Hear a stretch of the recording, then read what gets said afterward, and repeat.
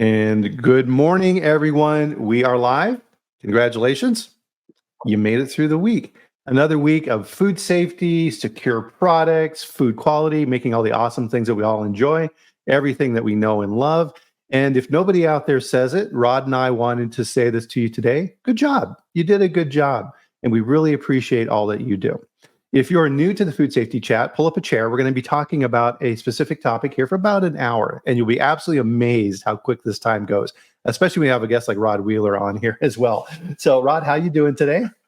I'm doing wonderful, Bryan. It's always a pleasure to join you. And I'm here live today from Orlando, Florida, where it's nice and beautiful. The weather is really nice. I'll share with you and your guests real quickly that I came to Florida on Tuesday because I had tickets to the Orlando basketball game, to the Magic basketball game. And they played against the Warriors. And I'll tell you, I had pretty good seats. It wasn't the best seats, pretty expensive to get the best seats at a basketball game. Steph Curry was playing, and it was a really, really enjoyable game. But I love it here in Orlando. It's really always a good time. Nice. I'm jealous. Definitely jealous. I was trying to make you feel bad. I'm just up here in freezing Colorado. So one of the things that Rod, and this is why Rod is such a pro, he's already set me up for this. One of the things that we love to do on the show here is put in the chat where in the world you're reaching us from. So Rod is down in lovely Florida. Currently, I'm in Loveland, Colorado, where it's a very unpredictable time of year. So we'll get snow and then it's 60 degrees. And so it kind of bounces back and forth. So I think we're going to have a very nice weekend here. So it'll be in the mid 50s, 60 degrees. So time to get out there and do that yard work, I think, this weekend is what we'll be up to. and so, yeah. So before we get started here, guys, join Rod and I. And so I don't know if you're able to procure this in the hotel room or not, but join us for a drink of your favorite beverage. Everybody, cheers. Ah, very nice. Very nice cup of coffee there. So one of the things that we were talking and we were preparing for this chat is security. And it's one of those things that we take for granted. And of course, with the Global Food Defense Institute, that's your main focus. And it's just a completely different lens out there of how you look things. And I always love it when you're on the show, Rod, because you bring an important perspective. And I think that's one of the things, especially for people who work in food safety and food quality, we kind of get like this. And we get tunnel vision and we're focused in on our food safety plan and doing audits and stuff like that. And we're not paying attention to other factors out there and other nefarious characters that may be having ill intent, I guess is kind of the best way to put it. And you're one of the most dialed in people I know on these subjects. And so what out there's been catching your attention, Rod?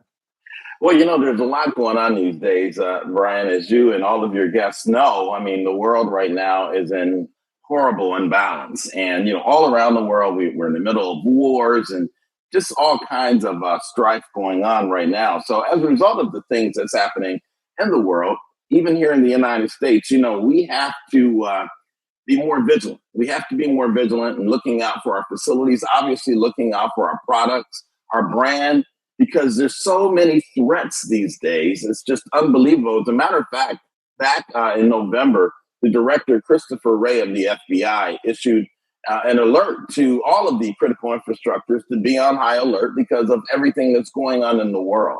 So what does an alert like that mean when the director of the FBI puts this alert out?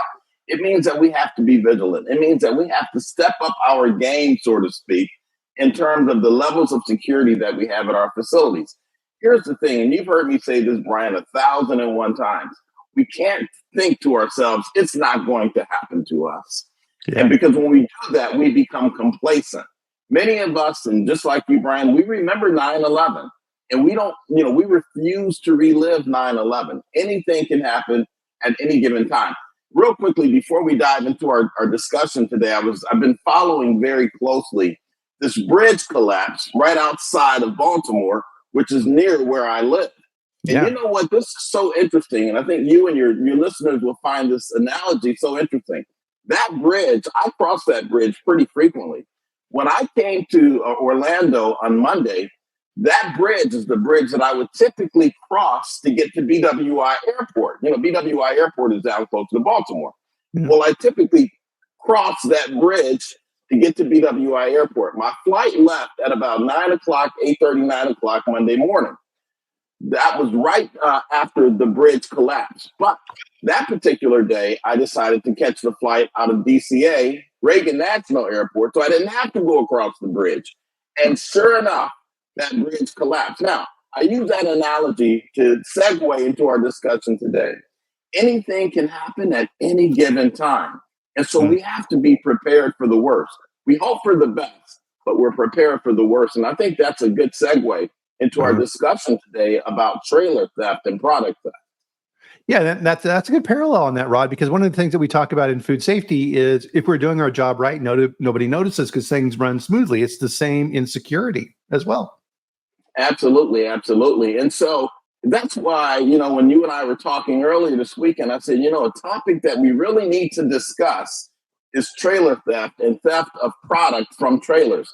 And let me just real quickly share, if you don't mind, Bryan, share with the listeners why I think this topic is so timely. Now, I currently have 3 cases, recent cases, where trailers, full trailers of product, food product, has been stolen off the lot and at food processing plants. But here's what you're going to find amazing. The way that they're doing it these days is really interesting. But you know what they're doing? They're looking for vulnerabilities in the food supply chain. And let me just real quickly, and obviously I can't share the company's names with anyone, but let me just quickly tell you one of the latest cases that I just took in to help with the police investigate this trailer theft. So out in California, right outside of LA, we had an individual go to a food plant. And listen to this closely because this is their MO. I'm going to teach you a little bit here, right? This is their MO, which is their mode of operating, right? So they go to the food plant. They go usually on the second shift. Specifically, it happens on the second shift, not the first shift. Now, think to yourself real quickly, and I know we only have an hour, but you know, once you get me started, I can't stop.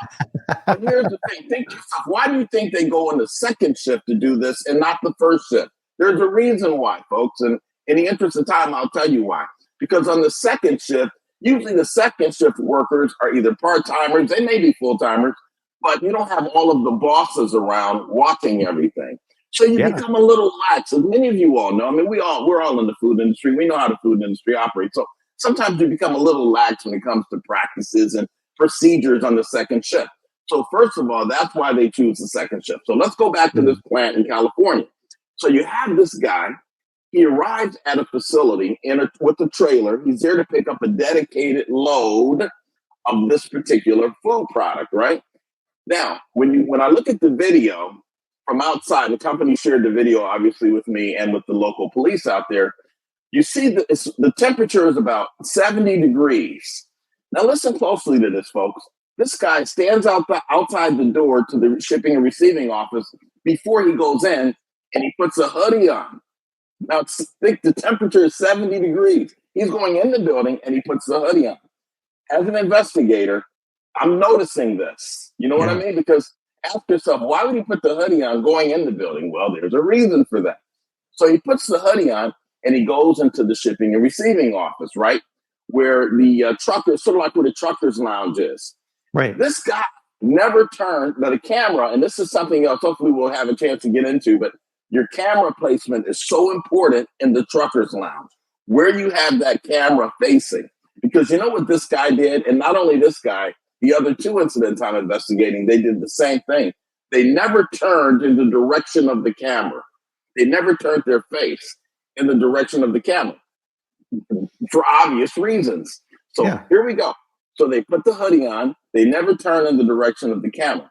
They're fast talkers. They're fast talkers to the guys on the shipping dock. And they say, I'm here to pick up a load. Make a long story short, the 3 incidents that I'm involved in, now there's been a total of 8 incidents according to the police detective in LA. It's only 3. My clients are 3, and they're all food processors. Now, these individuals are fast talkers, but here's where the rubber meets the road. And this is really, really interesting, folks. You'll really find this interesting. There's a company that's been picking up these loads, but it's not the original company that was contracted with the shipping company. This is a third party company. Now they do this a lot. I don't know if you all know this, but they outsource some of these pickups to third party transportation or logistic companies. Well, this particular company at my 3 food plants where we've had these incidents, the names of their companies are very similar to the names of larger companies. So here's the rub. So when they arrive at the food facility and you see this ABC trucking, you're used to ABC trucking, but this may be ACD trucking. You're not going to pay that much attention to it. And so in all of these cases, they've used this company name, which I found out was a bogus company, by the way, to pick up this load. Now you're asking and you're wondering, well, how did they get the pickup number? How did they get the very easy? And I'm going to show you and I'm going to tell you why. In order to pick up a load at a food facility, typically you got to have the bill of lading number or the PO number or some kind of a reference number, right? Mm-hmm. And you usually get that from your transportation person. But let's say the driver forgets the number or loses the number or doesn't have the number. What can he or she do? What you do is you call the plant where you want to pick up this load and you tell them, I'm calling from ABC Trucking Company and I'm scheduled to pick up a load and I can't seem to find the number. Oh, no problem. The number is 1, 2, 3, 4, 5, 6. Okay, thank you. I'll see you at 7 o'clock tonight, right? Yeah. Now you got the pickup number. See, folks, that's why, and this is some good information, and I know I'm kind of rushing here, but I want to make sure you get this because it's so important. Never give that pickup number over the telephone if you don't know who the person is that you're speaking with. I don't care who they say they are. They're going to say, I'm from ABC Trucking. Okay, fine. Well, when you get here, we'll verify your identity. Then we'll share with you the pickup number. Don't give that number out over the phone. And then the second thing that's really important, Bryan, is that if you have a visitor's log at your facility, the old-fashioned type where people sign in, remove that on a daily basis.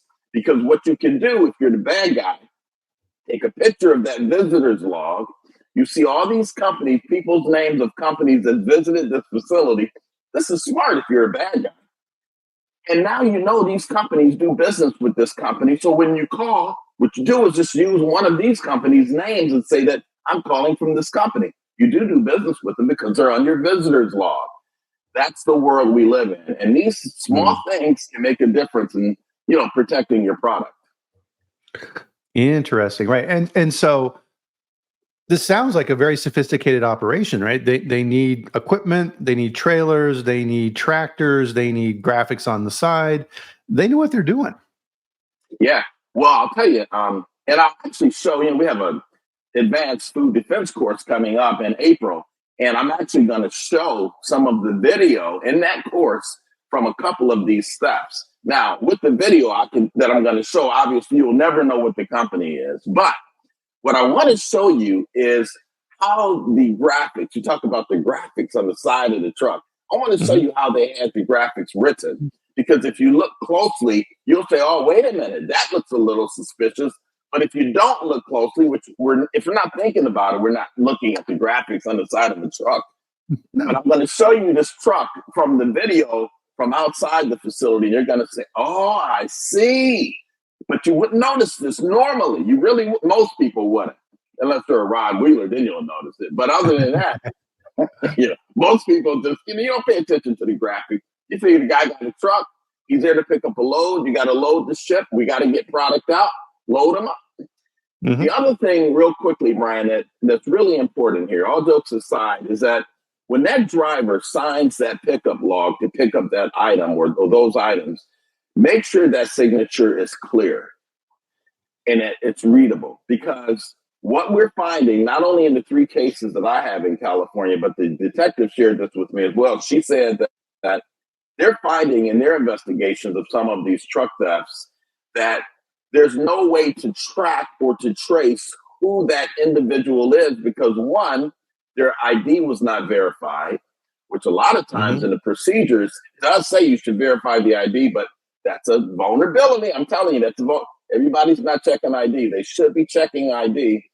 And when the drivers, if you do use the sign-in log for the drivers to pick up a load, hold the ID. I'm telling you how to do it. You hold the ID in one hand, let the driver sign his or her name. And if you're signing the name, you look at the ID, see if it matches. Now, if the name says Bob Jones, but the ID says Bryan Armentrout, then you might have a problem. You know what I mean? Yeah. Because that guy won't know. You see the point that I'm making? But something Yeah. like that in and of itself, if you're checking that, you know what that's going to tell that bad guy? This isn't the place to do the scam because they're checking. But if you're Right. not checking, then they're going to come back and do it again. Wow. Wow. Yeah. So, I mean, because a lot of it, I mean, and so, yeah, Cortland makes some good comments here. Good morning, everybody. So, Austin and Cara are here. So, the mafia takes near daily loads of drugs, right? So, they're doing this in other industries as well.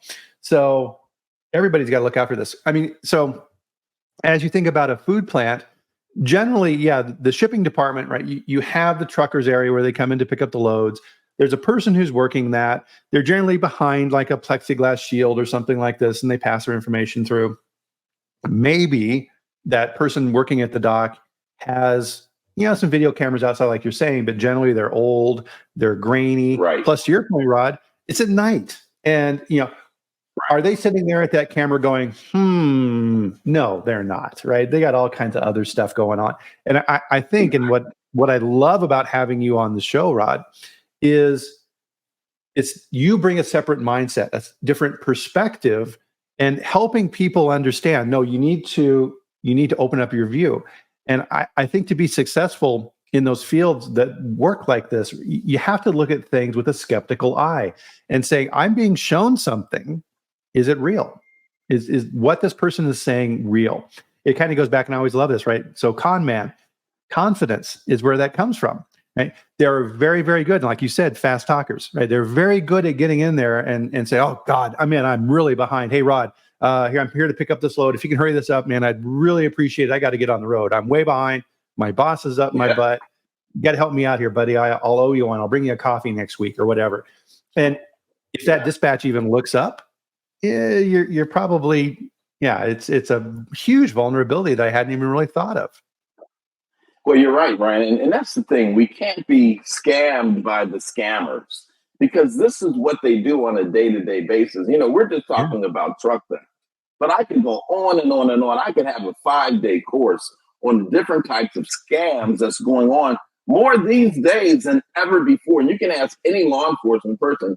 They will tell you the same thing. There's so many scams going on.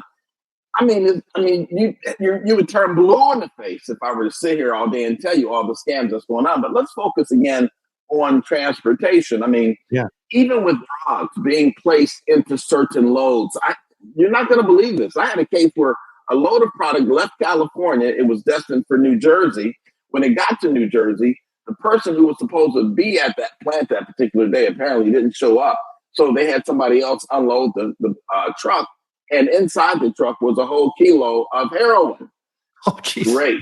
So we know what was happening here. You see, we know what was happening. They were transporting the drugs to the East Coast in truckloads of food product because the bad guys knew that the food product wouldn't be opened or the trailer wouldn't be opened until it arrived at the facility. But the guy who was supposed to be there had his dates mixed up and he didn't show up. So somebody else unloaded the trailer and lo and behold, a kilo of heroin. And this is at a food plant. And you know what it was mixed in? The trailer was actually dough. It was dough and it was flour. And so it kind of blended in with everything else in there. This is what they did. So they put it in the flour load, trailer of flour. So, those kind of things we have to be aware of. Here's one other thing, too, real quickly, that I want the listeners to be aware of. Things you can do. You may be asking yourself, okay, Rod, what can we do to better protect ourselves? The one thing you can do, folks, and this is really inexpensive, it won't cost you a lot of money. A lot of food plants, Bryan, have visitor management systems for visitors when they come to sign in at the front desk. So they've kind of gotten away from the sign-in logs. It's all electronic now. And it's very inexpensive. This is software, and it's pretty cheap, right? My suggestion, and I've suggested this for years, take one of those visitor management programs, an iPad or whatever you have, put it in the shipping and receiving office as well, okay? Why? Now the driver, when he or she comes to pick up a load, they enter their information into that visitor's log, just like your normal visitors do at the front. And not only that, I mean, this would really help us out a lot. It takes a snapshot of their face. Yeah. Folks, you don't know how much that helps us out in law enforcement these days. I mean, it Yeah. really helps a lot. If we could just get, even if I don't know the guy's name, and I say, just send me his picture, I guarantee you I can track down who that is just based on his picture. But if you don't have anything, there's no way for me to track or trace who this individual is, because I'm going to guarantee you the name that they're going to write on that visitor's log is not their real name. So even if they go to the electronic visitor management system, and let's say they put a bogus name in there, right? Well, that also, there's a way that can be flagged. If you're not already in the system, then it's going to flag someone at the plant to check your ID at least the first time.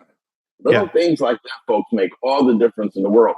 And again, that technology is very inexpensive. And I know everybody on the call has unlimited budgets. Yeah, right. But really, I mean, get that software because it can really make a difference. So put that same visitor management software in the back at shipping and receiving, and you'll see a huge change. Yeah, the little things. And to your point, Rod, that guy who came in with the hoodie on, with his head down, you've circumvented that deception, because that guy has got to look into that camera to get his picture taken. Exactly. And that's exactly what he did not want to happen.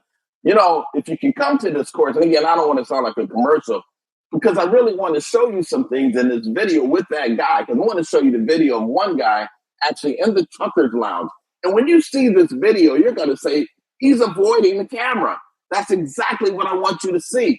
And it was so obvious, but unless you look at this, you wouldn't really notice it. You know what I mean? Let me give you one more quick example. Police officers, right? We always watch a person's hands more than we watch anything else. We watch two things. We watch their hands and we watch their eyes. We're trained to do that. No matter what else, we watch the hands and we watch the eyes. And what happens as a police officer, even as a former retired police officer, I constantly find myself today looking at a person's hands and a person's eyes. Now, why is that? Well, obviously, as a cop, we're looking at the hands because the hands is what can hurt you if somebody has a weapon. The eyes are the windows to the soul. So we can kind of predict what your next movement is going to be based on your eye movement. Oh, I'm teaching that in my course coming up in April as well, by the way. I'm teaching eye movements, how you can interpret a person's next move based on their eye movement. You'll be amazed, but you got to come to the course. I'm not giving you any more here. But I mean, listen, this is really good stuff. It's exciting stuff. And I know, in the food industry, sometimes it can be, we're all very busy with food safety audits and things like that. We got to get this audit done. But at the end of the day, the protection of our product, the protection of our people, our employees, and our brand, that's what really matters. We all want to go home safely. Yeah, no, thank you, Rod. That's really, really good information. Because if you watch on YouTube, like, every now and then I'll watch like these videos of people getting arrested and doing stupid stuff, right? And you're right. One of the things that the police officer always does it when they pull somebody over is, okay, let me see your hands. Get your hands out of your pocket. What are you doing with your hand, right? Because who knows what's in those pockets? And to your point on the eyes, I love that, because it's unconscious, right? If you're talking to me and I'm a potential suspect, and I'm doing this, I'm looking over this way, right? I'm thinking about, do I run, right? Can I, if I go this way, am I going to be able to get away from Rod? And you're looking for that. Wow. Right. There's a lot of things I'm looking at. And again, I mean, I know we only have 4 hours here today, but let me tell you, Bryan, and it's really magnificent the way this works. Every time the eye moves in a certain direction, it means something. And I can teach you exactly what that means. And 9 times out of 10, you're going to use it as a predictor, a behavioral predictor. You want to try to predict what an individual is thinking or what he or she is going to do. Another good reason to use that type of knowledge is for workplace violence situations. So sometimes you have a hostile employee working in your facility. You can kind of detect their thought pattern by their eye movements. And I'm going to teach that as well in the course. But going back to the theft thing, we're seeing a lot. I was talking to this detective in LA County Police the other day, and she was telling me, she said they've seen such an increase, not just in the food industry, but in all of the industries where, it's interrupting the supply chain. that, so many of these loads are just being stolen. And the reason is because it's easy to do. Now, Mhm. here's the thing. Here's another aspect to this whole theft thing of food product. And I had this discussions with my clients out in LA. If the product is stolen, can we get the product back? You know what? The answer is yes. The Hmm. answer is yes. There's a way, folks, to track and trace where that product may end up. But you got to do it fast. I'm telling you, you got to do it quick. You can't delay. You can possibly at least you can find out where the product is and have the police recover it. But I told one of my clients, I said, you got to get down to this one particular place in LA. This is the load that was stolen in Orange County, right outside of LA. And I told them it's like 2 or 3 days after it was stolen. I said, there's a chance you can get it back. But you got to get down to this one particular place in LA where I know they sell a lot of hot stuff on the street. And unfortunately, they didn't get a chance. The police didn't go down there because the police didn't have time, which I get. They're overworked. And no one from the plant went down there, and I couldn't fly out there at the time. But there are ways you can try to get that product back if it's stolen, but you got to do it quickly. It has to be done like within the next 48 hours. That's the best time, the best chance you have at getting that product back. Yeah, Cortland had a question here for you, Rod. So, I mean, do you really want the product back? God knows what they've done with that product. Yeah, you do want it back, Cortland. You want it back so that you can destroy it. Because you don't want that product out in commerce with your name on it. And let's say somebody steal that product and they contaminate it, just some of it, which actually happened, and then put it back on the grocery store shelves. Well, you can always say, yeah, that was stolen product, but consumers are going to question you at that point and say, well, why didn't you notify everybody? Why didn't you say? You're not going to notify everybody that your load of product is stolen because people won't buy your product. But you do want to try to get that product back if you possibly can. So we had another case real quickly in Baltimore. This was about 1.5 years ago, where a load was stolen, a trailer was stolen off of a lot at night. And this is interesting because if you look at FSMA, the IA rule says, one of the things in the IA rule, the intentional adulteration rule, is do you leave product unsecured on your lot at night in the nighttime hours? Well, the product needs to be secured. It needs to be secure recommendations behind a fence, a locked gate, something like that. Well, this guy, and I'm going to show you this video in my course in April as well. 2 guys came to this plant in Baltimore. They cut the lock on the gate. And you see all of this on the video, right? They had their own cab, a tractor. So they backed it up to it was 2 trailers parked on the dock. They backed it up. They hooked up their tractor to one of the trailers, pulled it out from the dock a little bit, and listen to this, and then they dropped it. They didn't take it any further. Now, that's interesting. Now, listen to this closely because I'm going to ask you, why do you think they dropped that first trailer? I'm going to tell you real quickly, a little bit slower. So there's 2 trailers backed up against the dock. It's 3 o'clock in the morning. I'm going to show you the video if you come to the course. It's 3 o'clock in the morning. They back their tractor up to the trailer. They pull the trailer away, but then they drop it and they disconnect the tractor from the trailer and go to the other trailer. They hook up that tractor to the trailer and they take that one away. They leave, they steal that one. Here's the question for you all today. Why did they drop that first trailer without even looking at it? They didn't even look at it. It tells you something. I want to see if you watch CIS. What is the show on TV? CIS, the criminal investigation show. I want to see how good you guys are. Why do you think they dropped that first trailer?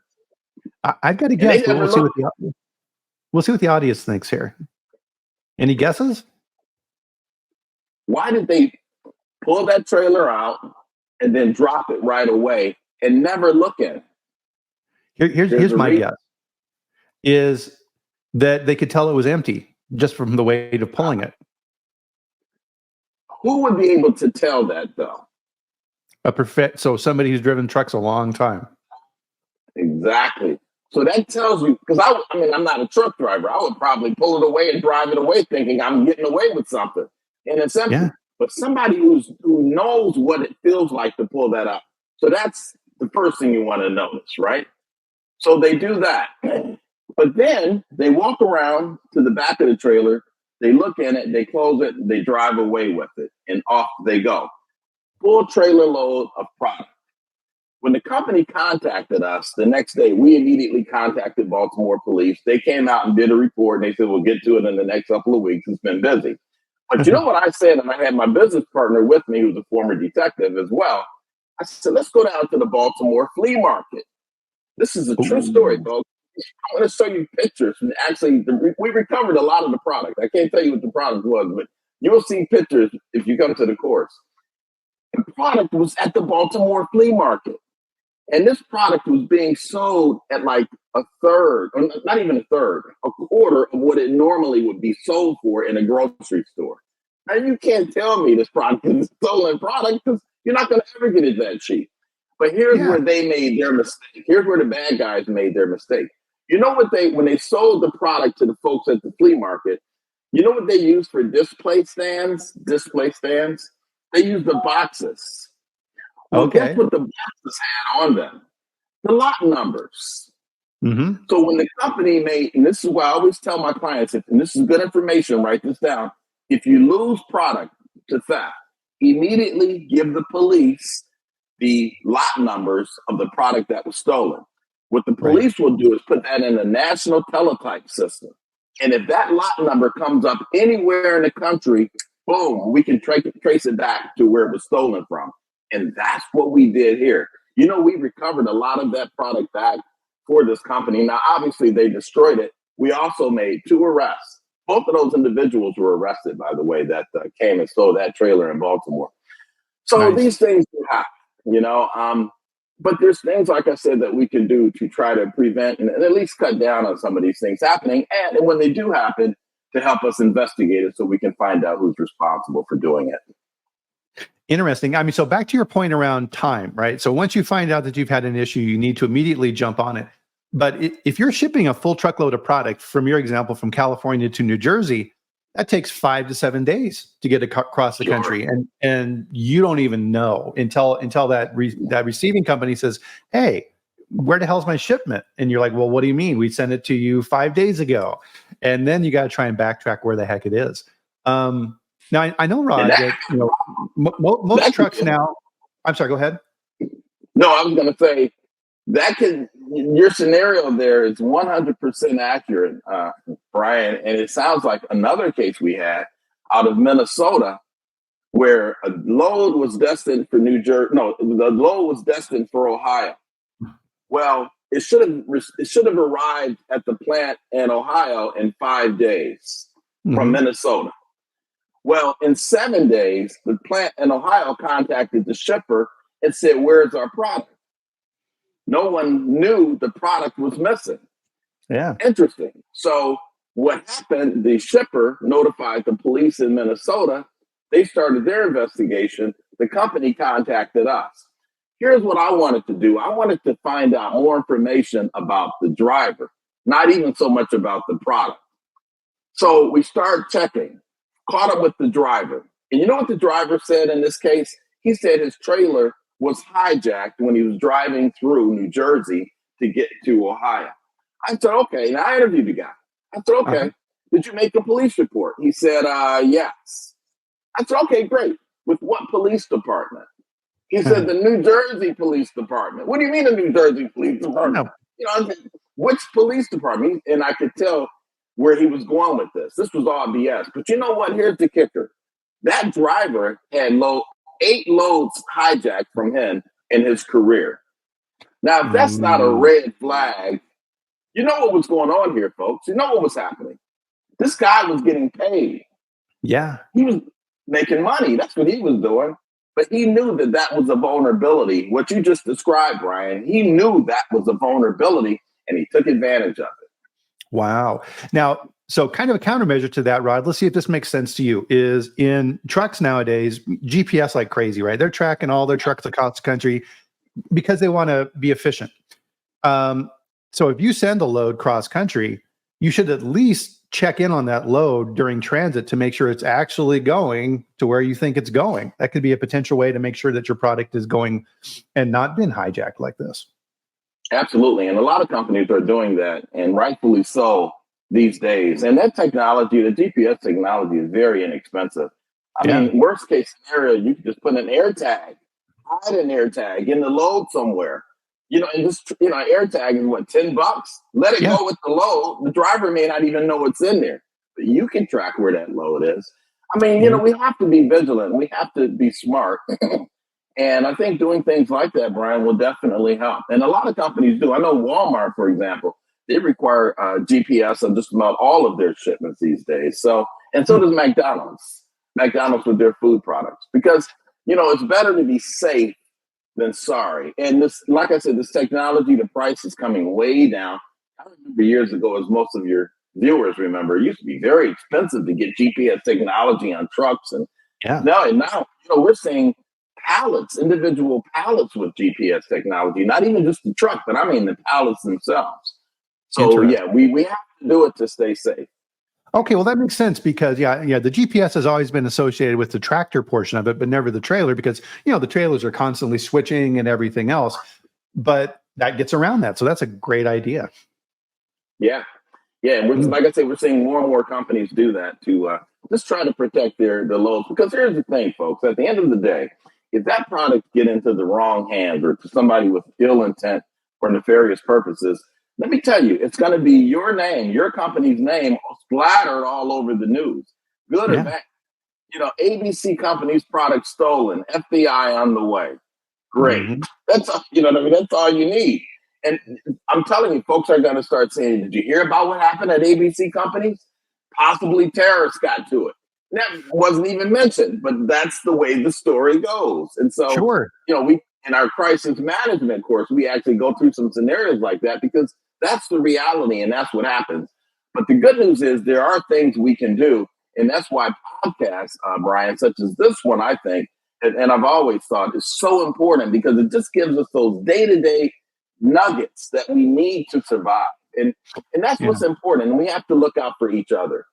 Well, and I mean, back to the bridge example in Baltimore as well.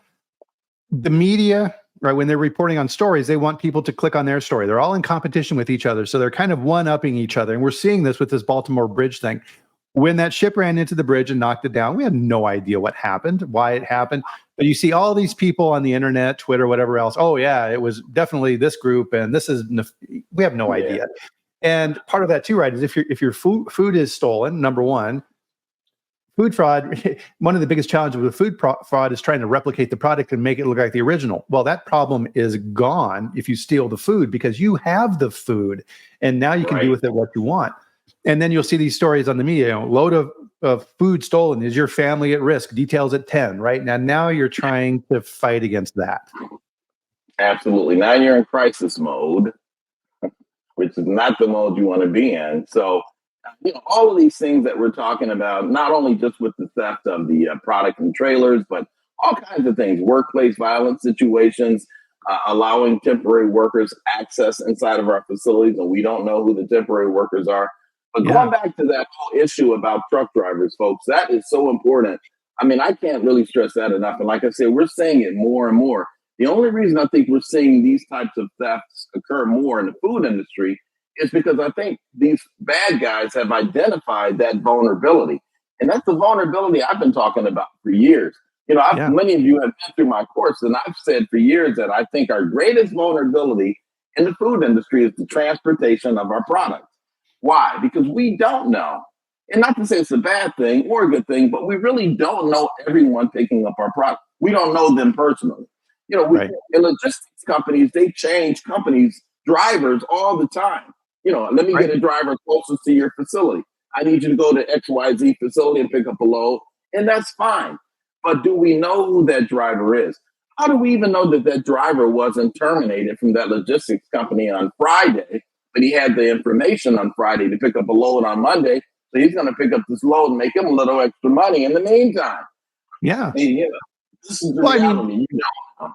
yeah, and one of the challenges, Rod, and this is food safety, security, like we're talking about here today, and things like this, is convincing senior management that this is an issue, right? Because they'll come back to you, and we'll talk about this with senior management. They'll be like, "Well, Rod, we've really never had a problem with this before. We're fine. How do you show companies and senior management that beefing up these systems and spending the money to do that is important? How do you get that message across?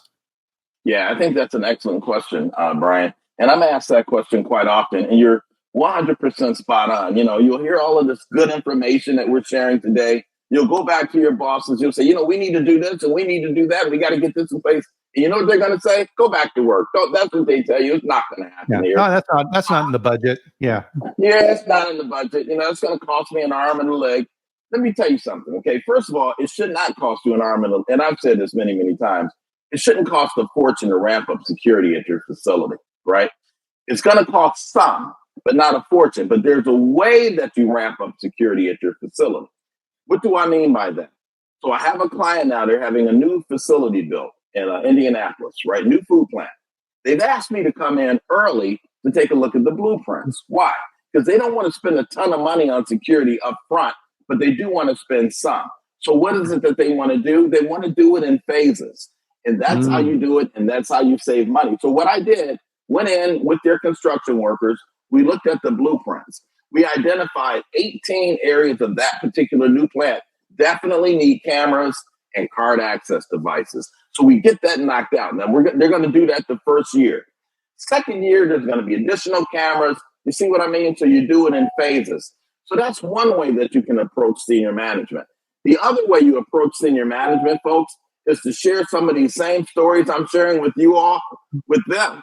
Because I'm telling you, if you don't, and I know what you're thinking, well, Rod, I'll go share the same story. And they're going to say, oh, what does she know? Go somewhere. But then if I come in and share these stories with them, and I can show them where they're vulnerable. Bryan, you've been with me on vulnerability assessments, and I'll tell you, I'll have your head spinning. You're going to say, I never thought of it like that before. Yeah. I'm telling you. And why? Because, can I just say this? I always teach people this when I train. Think like the bad guy. Mm-hmm. Now, I know it's hard to do, but you have to think like a criminal. You really do, in order to stop the criminal. I used to teach rookies this when I was a field training officer in a police car. First thing I used to tell rookies is think like the criminal. Don't think like a cop. If you want to catch the criminal, right? And that's why when you do that, you start looking at things a lot differently, a whole lot differently. Mm-hmm. Well, and the parallels with food safety keep coming up, right? Because in your food safety plan, you're saying, what are the things that are reasonably likely to occur? And how can I put things in place to prevent that from happening? It's exactly the same thing, right? You're looking at your system and say, what can go wrong? Okay, well, the divert valve on the pasteurizer doesn't work right. What happens next, right? Oh, okay, well, the product's going to go into production. Okay, well, we can't have that. So what do? Okay, we'll shut down and we'll figure these things out. And it's the same thing with this, right? You have to figure out where those vulnerabilities are. I love your stories, Rod, when you talk about how you go into facilities and you test, right? Like we've talked about before with temp workers, right? Huge vulnerability with temp workers going into plants. Same thing here. Right. If you're able to show them and recreate this, right? And okay, you put your hood down and you go in, and then the next day you meet with plant management and say, last night I could have stolen $100,000 worth of product from us. What do you mean? Now you've got their attention, right? Because now you've linked it to a dollar value. And when you're talking like with dairy products, cheese and things like that, a full truckload, 40,000 pounds of product, that's some serious money. Absolutely. I mean, look, you either pay now or you pay later for your security measures. But when you pay later, it's going to be a whole lot more, trust me. And what you're talking about, Bryan, are these penetration tests that I do and that I've done from day one, from our days back at AIB. I was doing penetration tests. I honestly think I was the first one in the food industry to do penetration tests at a food plant. Because I remember back, and I'm not going to say how long ago it was because you'll think I'm old. But I remember back then, right, people always used to laugh and say, wow, Rod's out doing a penetration test. Well, even back then, I realized, if I'm the bad guy and I can get into your plant, then look at the things that I can do if I can gain access to your product. Or if I can even gain access to your people in your offices. All kinds of things like that. So penetration tests are always going to be very good. And that's why we're seeing a lot more of these done. You all also know, Bryan, that when I've been doing these penetration tests, I usually start at 2 a.m. Mm-hmm. 2 a.m. And I remember years ago, People used to joke and say, why are you should be asleep at 2 a.m. Well, no. You know why? Because the bad guy is not asleep at 2 a.m. The bad guy is not sleep. The bad guy doesn't go to bed until 12 noon. You know what I mean? So Yeah. from being out all night committing crimes. So that's why I start my vulnerability assessments, my penetration tests at 2 a.m. And you'd be amazed at the things you can find. You can walk into food plants. I walk in, I take my camera, I take video, I take pictures, and I show them to the management team the next day. And again, it's not to get anyone in trouble or anything like that.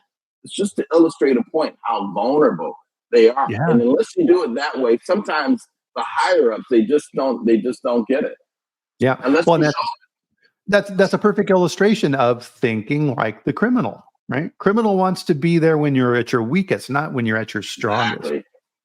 Exactly. That's why I started out our discussion saying with these trailer thefts, I know why they come on the second shift. We all know why they come on the second shift, because the second shift tends to operate a lot differently from the day shift. They just tend to. The procedures are all the same, the responsibilities are the same, but they're not followed quite as much as the day shift. And that's just the reality.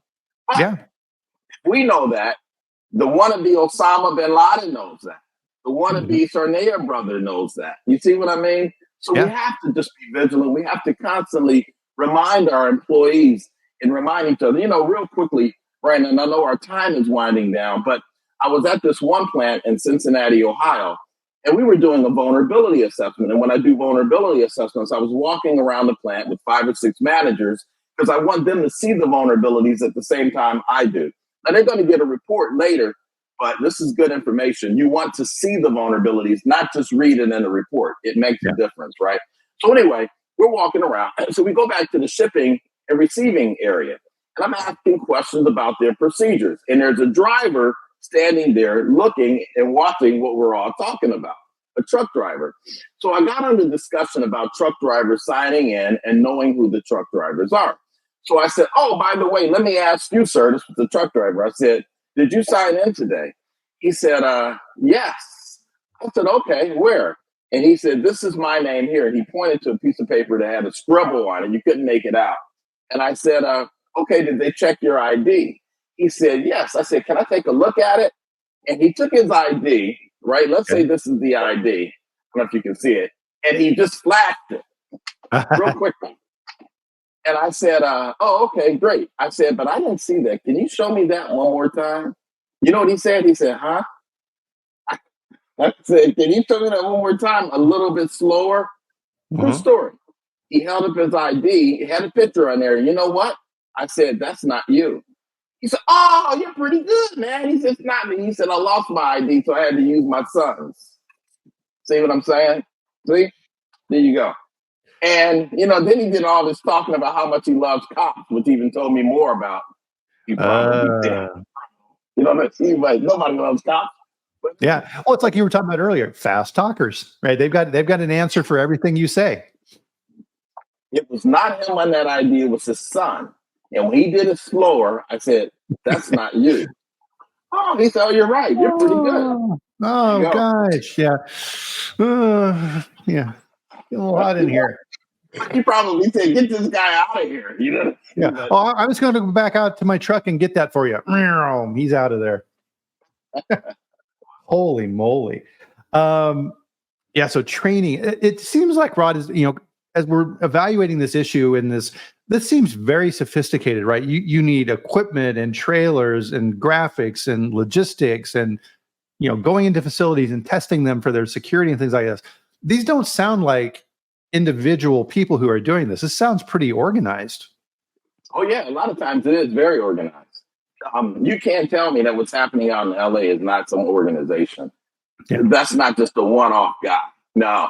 Matter of fact, one of the transportation companies in one of the incidents, I've been doing a lot of background checking on, and I was thinking about this morning. I said I was going to share it with you guys, but the owner of one of these companies out there where this load was stolen, one of the trucking companies, he's been actually banned in the state of California from being in this business.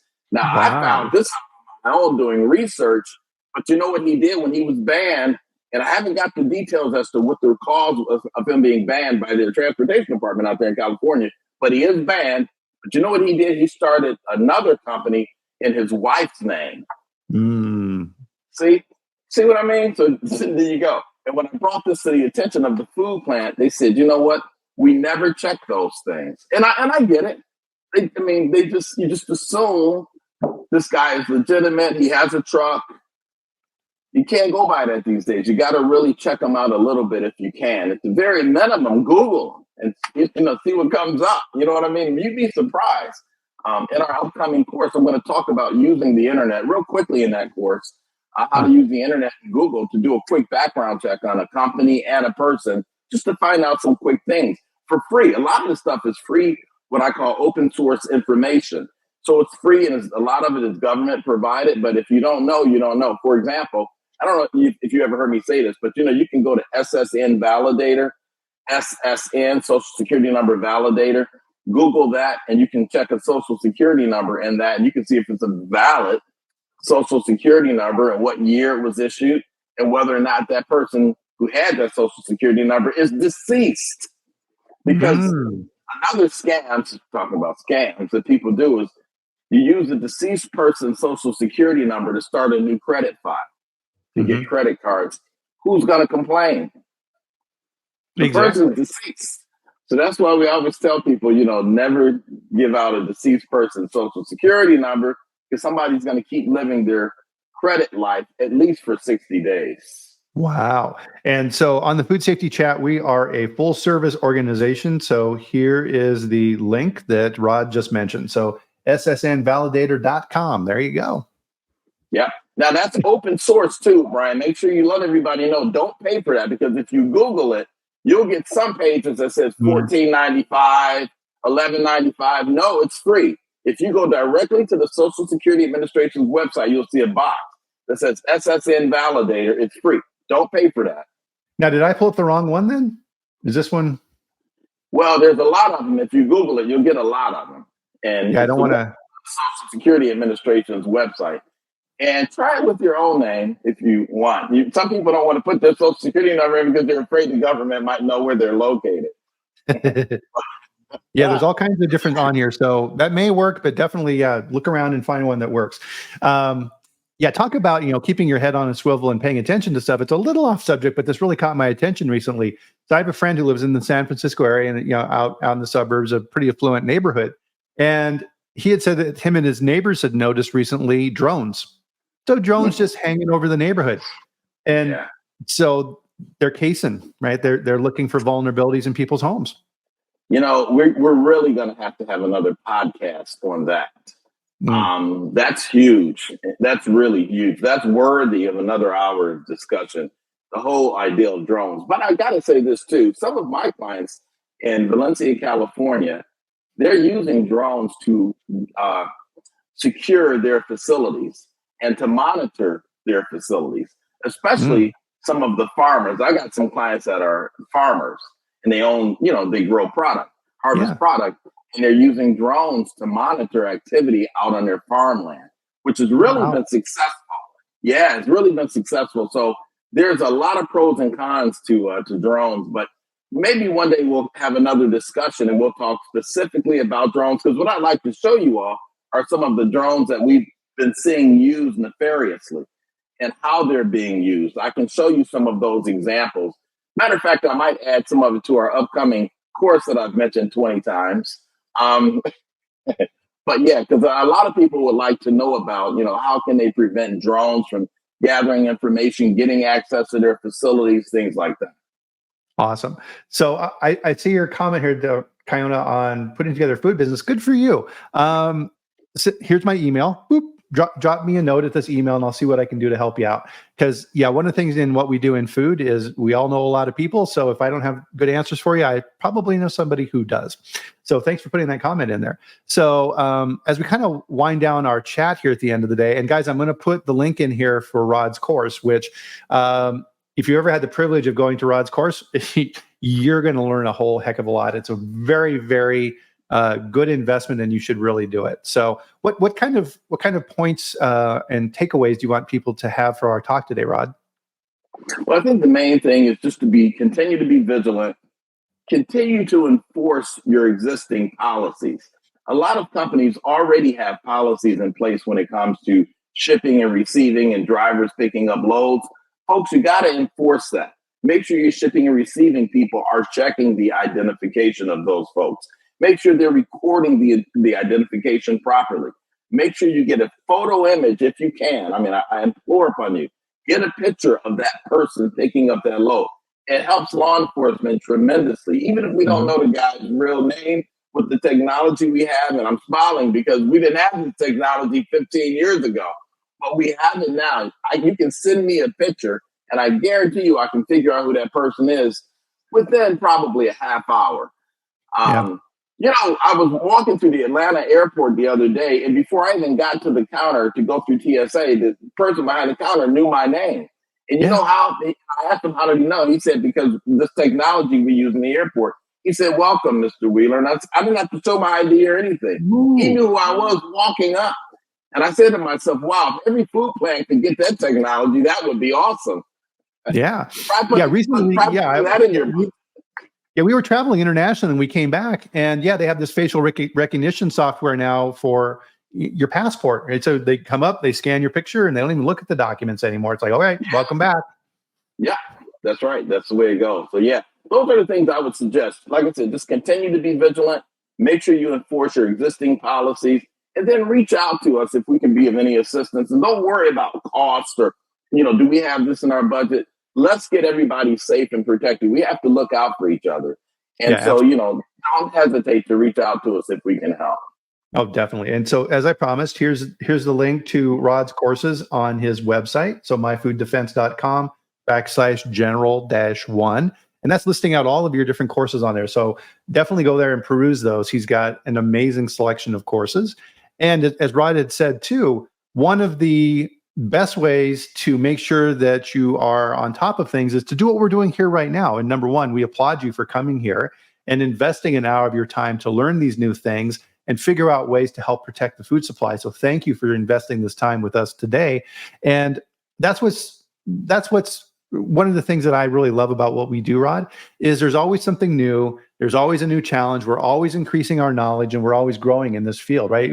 And if you stop for even a little bit in what we do, you're going to be behind very quickly. Absolutely, Bryan. And again, I applaud you for these podcasts every Friday. I'm telling you, I actually record them when I'm not able to watch them live. You know why? And I've been in the food industry 20, 25 years, just like yourself. But you know what? And this is the truth. And I know we got to go. I learned something new every time I listen to a podcast, even if it's food safety related.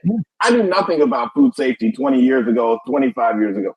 But now, just from listening to this podcast, I've learned so much. It's just amazing. So I applaud you for your leadership in the food industry many, many years, Bryan. Thank you very much, sir. I appreciate that greatly. And it's just like everything in life. It's what you put out is what you get back. So definitely we need to work together. Our industry, and to your point earlier, Rod, people don't care, right? If we have a problem in ice cream, in the mind of the consumer, it's all ice cream. So we need to be very careful, and we need to make sure that we're protecting the industry, right? We have a loyalty in what we do far beyond a particular company. It's the industry overall, and it's an really important responsibility that we all need to take seriously. Absolutely. Well said. Very well said. I couldn't have said it better myself. Thank you. And with that, number one, thank you, Rod. As everybody knows, Rod's out on the road. He's out there doing the good things, and we appreciate him taking the time to talk with us today. So thank you for all that you do. And to our audience, great comments, great feedback. Cortland, thank you very much, guys.